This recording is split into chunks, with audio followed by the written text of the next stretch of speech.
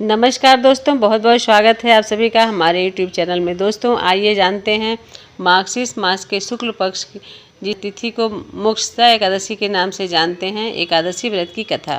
महाराज युधिष्ठिर ने भगवान श्री कृष्ण से कहा, आप तीनों लोगों के स्वामी हैं, सबको सुख देने वाले और जगत के पति हैं। मैं आपको नमस्कार करता हूँ।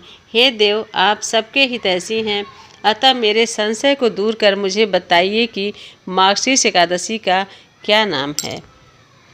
उस दिन कौन से देवता का पूजन किया जाता है और उसकी क्या विधि है, कृपया मुझे बतलाएं। भक्त वत्सल भगवान श्री कृष्ण कहने लगे कि धर्मराज, तुमने बड़ा ही उत्तम प्रश्न किया है।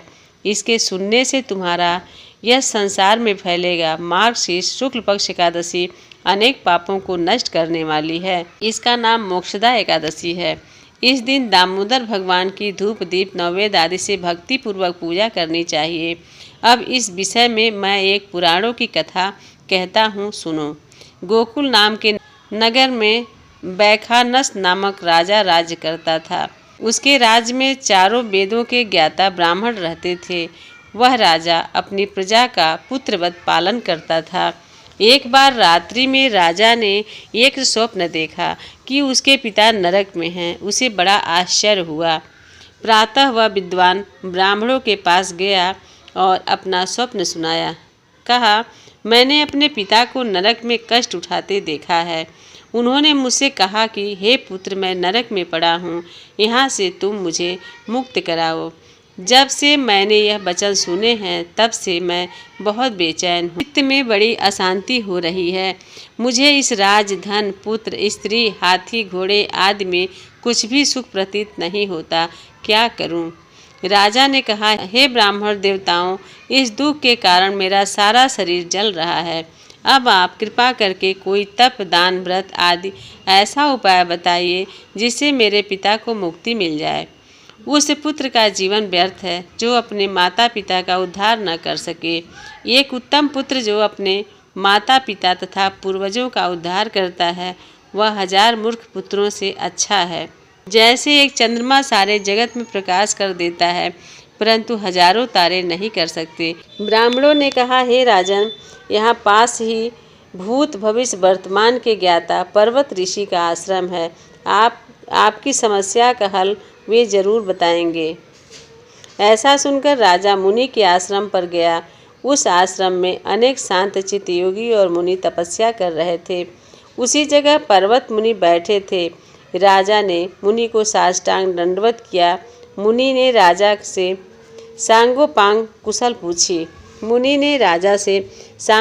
कुशल पूछी। राजा ने कहा कि महाराज, आपकी कृपा से मेरे राज्य में सब कुशल है, लेकिन अकस्मात मेरे चित्त में अत्यंत अशांति होने लगी है। ऐसा सुनकर पर्वत मुनि ने आंखें बंद की और भूत विचारने लगे। फिर बोले, हे राजन, मैंने योग के बल से तुम्हारे पिता के कुकर्मों को जान लिया है।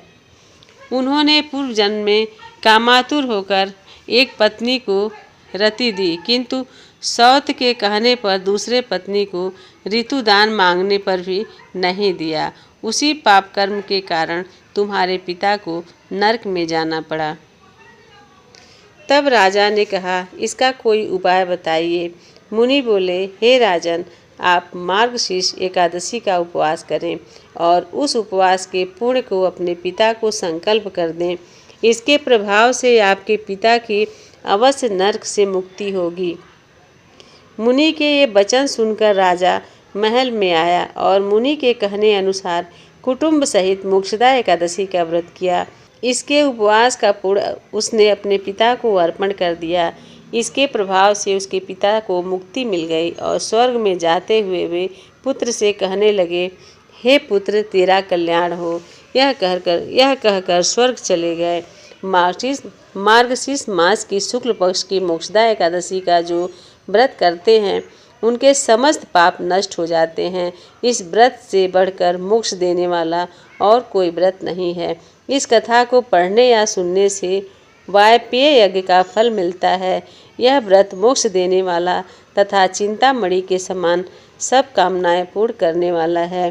कथा यहीं समाप्त होती है। अगर आप लोगों को कथा अच्छी लगे तो जितने भी भक्तगण हैं जितने सनातनी हैं उन सभी से आग्रह है कि आप लोग हमारे चैनल को अगर सब्सक्राइब अब तक नहीं किए हैं तो सब्सक्राइब ज़रूर कर लें, लाइक करें, कमेंट करें और कमेंट में जय माता लक्ष्मी, जय विष्णु भगवान ज़रूर लिखें। इन्हीं शब्दों के साथ विदा लेती हूँ। नमस्कार, धन्यवाद।